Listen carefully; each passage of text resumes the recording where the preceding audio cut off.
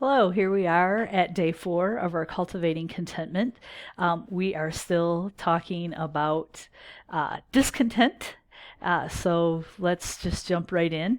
So, our verse for today is do not wear yourself out to get rich, do not trust your own cleverness. And this is from Proverbs 23:4. And again, I always start with the NIV, it's kind of my go to.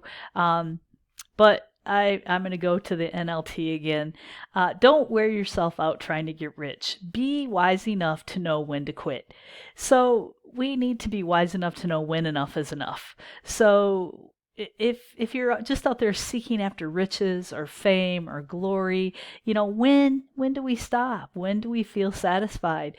So we need to figure out. We need to have that wisdom to know when it's time to quit seeking after those things, because they'll never satisfy and they will just continue to pull us and drag us and make us try to chase after that. So our quote today comes from Lucy Swindoll. If you've ever had a chance to hear her or read anything, she's pretty funny, but this is kind of a more serious quote from her. So, when we look at the desires of our hearts in light of reality, we know none of them is achievable all the time. They're changeable like the weather. Some days we're content and others we're not. And so that's so true. Just think about this pandemic.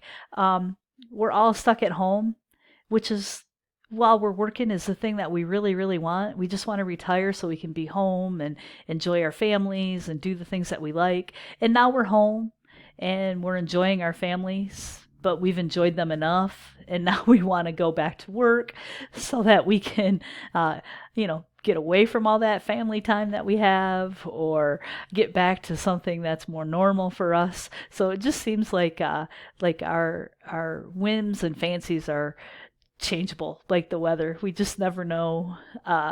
Some days we're content, like that first few days or maybe that first week we were home with the pandemic. It was nice, but then it got kind of old quickly.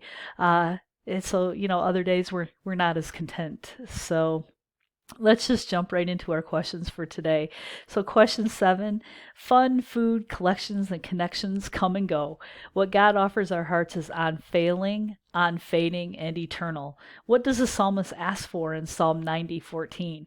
In what ways do you sing for joy? What is that thing? It might not be an outward song, but what's that thing that sings in your soul? And then question 8: what kind of love does God offer to those who belong to him? Jeremiah 31:3 says it beautifully. How do you feel drawn to that kind of love? So I look forward to reading your responses. Again, keep up the great work. I love what you're posting. And we will talk to you again tomorrow. Have a great day.